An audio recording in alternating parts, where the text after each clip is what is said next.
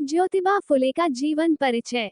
जन्म 11 अप्रैल 1827 पुणे।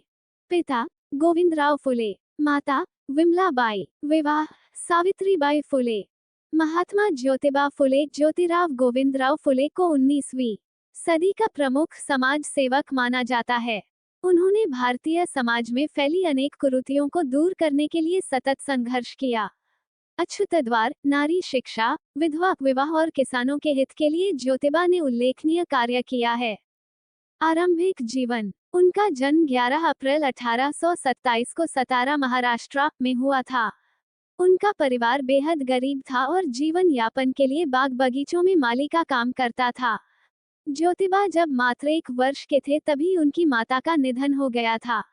ज्योतिबा का लालन पालन सगुनाबाई नामक एक दाई ने किया। सगुनाबाई ने ही उन्हें मां की ममता और दुलार दिया। 7 वर्ष की आयु में ज्योतिबा को गांव के स्कूल में पढ़ने भेजा गया। जातिगत भेदभाव के कारण उन्हें विद्यालय छोड़ना पड़ा। स्कूल छोड़ने के बाद भी उनमें पढ़ने की ललक बनी रही। सगुनाबाई ने बालक ज्योतिबा को घर में ही पढ़ने में मदद की। घरेलू कार्यों के बाद जो समय बचता उसमें वह किताबें पढ़ते थे। ज्योतिबा पास पड़ोस के बुजुर्गों से विभिन्न विषयों में चर्चा करते थे। लोग उनकी सूक्ष्म और तर्कसंगत बातों से बहुत प्रभावित होते थे। उन्होंने विधवाओं और महिलाओं के कल्याण के लिए काफी काम किया। उन्होंने इसके साथ ही किसानों की हालत सुधारने और उनके कल्याण के लिए भी काफी प्रयास किए। स्त्रियों की दशा सुधारने और उनकी शिक्षा के लिए ज्योतिबा ने 1848 में एक स्कूल खोला। यह इस काम के लिए देश में पहला विद्यालय था। लड़कियों को पढ़ाने के लिए अध्यापिका नहीं मिली तो उन्होंने कुछ दिन स्वयं ये काम करके अपनी पत्नी सावित्री को इस योग्य बना दिया। उच्च वर्ग के लोगों ने आरंभ से ही उनके काम में बाधा डालने की चेष्टा की, किंतु जब फुले आगे बढ़ते ही गए तो उनके पिता पर दबाव डालकर पति पत्नी को घर से निकालवा दिया। इससे कुछ समय के लिए उनका काम रुका अवश्य, पर शीघ्र ही उन्होंने एक के बाद एक बालिकाओं के 3 स्कूल खोल दिए। पेशवाई के अस्त के बाद अंग्रेजी हुकूमत की वजह से हुए बदलाव के छोटी स 1840 के बाद दृश्य स्वरूप आया। हिंदू समाज के सामाजिक रूढ़ि परंपरा के खिलाफ बहुत से सुधारक आवाज उठाने लगे। इन सुधारकों ने स्त्री शिक्षण, विधवा विवाह, पुनर्विवाह, सन्मति वय, बाल विवाह आदि सामाजिक विषयों पर लोगों को जगाने की कोशिश की। लेकिन 19वीं सदी के ये सुधारक हिंदू परंपरा के वर्ग में अपनी भूमिका रखते थे और समाज सुधारना की कोशिश करते थे। महात्मा ज्योतिराव फुले इन्होंने भारत के इस सामाजिक आंदोलन से महाराष्ट्र में नई दिशा दी। उन्होंने वर्ण संस्था और जाति संस्था ये शोषण की व्यवस्था है और जब तक इनका पूरी तरह से खत्म नहीं होता तब तक एक समाज की निर्मिति असंभव है, ऐसी स्पष्ट भूमिका रखी। ऐसी भूमिका लेने वाले वो पहले भारतीय थे। जाति व्यवस्था निर्मूलन के कल्पना और आंदोलन के उसी वजह से वो जनक साबित हुए। महात्मा फुले इन्होंने अछूत स्त्रियों और मेहनत करने वाले लोग इनके बाजू में जितनी कोशिश की जा सकती थी उतनी कोशिश जिंदगी भर फुले ने की है। उन्होंने सामाजिक परिवर्तन, ब्राह्मणोत्तर आंदोलन, बहुजन समाज को आत्मसम्मान देने की, किसानों के अधिकार की ऐसी बहुत सी लड़ाइयों को प्रारंभ किया। सत्यशोधक समाज ये भारतीय सामाजिक क्रांति के लिए कोशिश करने वाली अग्रणी संस्था बनी। महात्मा फुले ने लोकमान्य टिळक, आगरकर, न्या रांडे, दयानंद सरस्वती इनके साथ देश की राजनीति और समाजकारण आगे ले जाने की कोशिश की। जब उन्हें लगा कि इन लोगों की भूमिका अछूत को न्याय देने वाली नहीं है, तब उन्होंने उन पर टिका भी की। यही नियम ब्रिटिश सरकार और राष्ट्रीय सभा और कांग्रेस के लिए भी लगाया हुआ दिखता है। महात्मा फुले ने अपनी पत्नी सावित्रीबाई फुले को पढ़ने के बाद 1848 में उन्होंने पुणे में लड़कियों के लिए भारत की पहली प्रशाला खोली। 24 सितंबर 1873 को उन्होंने सत्यशोधक समाज की स्थापना की। वह इस संस्था के पहले कार्यकारी व्यवस्थापक तथा कोषपाल भी थे। इस संस्था का मुख्य उद्देश्य समाज में शूद्रों पर हो रहे शोषण तथा दुर्व्यवहार पर अंकुश लगाना था। महात्मा फुले अंग्रेजी राज के बारे में एक सकारात्मक दृष्टिकोण रखते थे क्योंकि अंग्रेजी राज की वजह से भारत में न्याय और सामाजिक समानता के नए बीज बोए जा रहे थे। महात्मा फुले ने अपने जीवन में हमेशा बड़ी ही प्रबलता तथा तीव्रता से विधवा विवाह की वकालत की। उन्होंने उच्च जाति की विधवाओं के लिए 1854 में एक घर भी बनवाया था। दूसरों के सामने आदर्श रखने के लिए उन्होंने अपने खुद के घर के दरवाजे सभी जाति तथा वर्गों के लोगों के लिए हमेशा खुले रखे।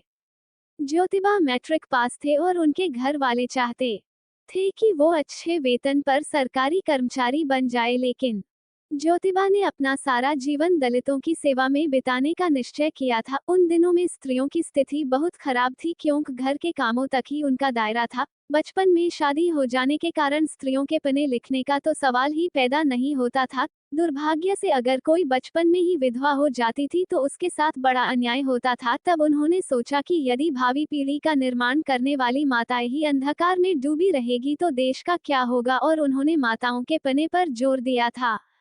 उन्होंने विधवाओं और महिला कल्याण के लिए काफी काम किया था। उन्होंने किसानों की हालत सुधारने और उनके कल्याण के भी काफी प्रयास किए थे। स्त्रियों की दशा सुधारने और उनकी शिक्षा के लिए ज्योतिबा और उनकी पत्नी ने मिलकर 1848 में स्कूल खोला जो देश का पहला महिला विद्यालय था। उस दौर में लड़कियों को पढ़ाने के लिए अध्यापिका नहीं मिली तो उन्होंने अपनी पत्नी सावित्रीबाई को पढ़ाना शुरू कर दिया और उनको इतना योग्य बना दिया कि वो स्कूल में बच्चों को पढ़ा सके। ज्योतिबा ये जानते थे कि देश व समाज की वास्तविक उन्नति तब तक नहीं हो सकती जब तक देश का बच्चा बच्चा जाति पांति के बंधनों से मुक्त नहीं हो पाता। साथ ही देश की नारियां समाज के प्रत्येक क्षेत्र में समान अधिकार नहीं पा लेती। उन्होंने तत्कालीन समय में भारतीय नवयुवकों का आह्वान किया कि वे देश, समाज, संस्कृति को सामाजिक बुराइयों तथा अशिक्षा से मुक्त करें और एक स्वस्थ, सुंदर, सुदृढ़ समाज का निर्माण करें। मनुष्य के लिए समाज सेवा से बढ़कर कोई धर्म नहीं है। इससे अच्छी ईश्वर सेवा कोई नहीं।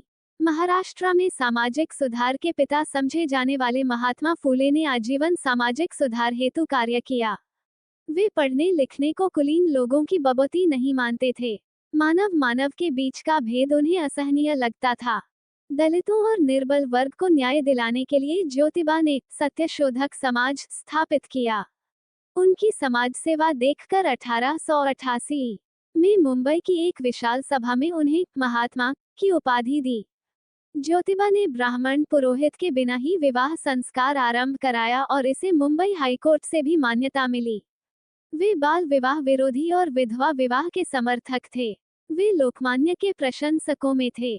कार्य और सामाजिक सुधार। इनका सबसे पहला और महत्वपूर्ण कार्य महिलाओं की शिक्षा के लिए था और इनकी पहली अनुयायी खुद इनकी पत्नी थी जो हमेशा अपने सपनों को बांटती थी तथा पूरे जीवन भर उनका साथ दिया। अपनी कल्पनाओं और आकांक्षाओं के एक न्याय संगत और एक समान समाज बनाने के लिए 1848 में ज्योतिबा ने लड़कियों के लिए एक स्कूल खोला।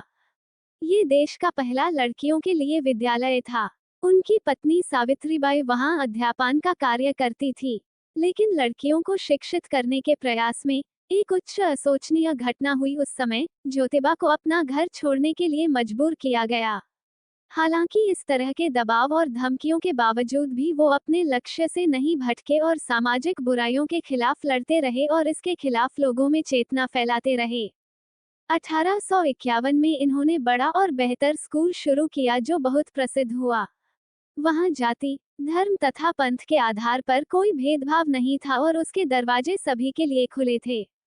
ज्योतिबा फुले बाल विवाह के खिलाफ थे, साथ ही विधवा विवाह के समर्थक भी थे। वे ऐसी महिलाओं से बहुत सहानुभूति रखते थे जो शोषण का शिकार हुई हो या किसी कारणवश परेशान हो, इसलिए उन्होंने ऐसी महिलाओं के लिए अपने घर के दरवाजे खुले रखे थे जहां उनकी देखभाल हो सके।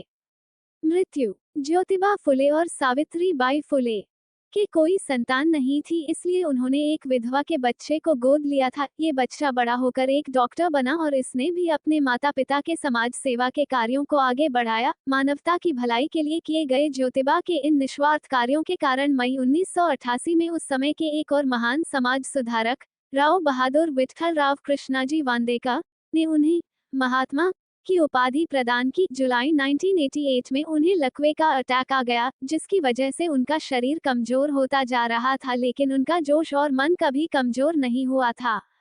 27 नवंबर 1890 को उन्होंने अपने सभी हितैषियों को बुलाया और कहा कि अब मेरे जाने का समय आ गया है। मैंने जीवन में जिन जिन कार्यों को हाथ में लिया है उसे पूरा किया है। मेरी पत्नी सावित्री ने हरदम परछाई की तरह मेरा साथ दिया है और मेरा पुत्र यशवंत अभी छोटा है और मैं इन दोनों को आपके हवाले करता हूँ। इतना कहते ही उनकी आंखों से आंसू आ गए और उनकी पत्नी ने उन्हें संभाला। 28 नवंबर 1890 को ज्योतिबा फुले ने देह त्याग दिया और एक महान समाजसेवी इस दुनिया से विदा हो गया।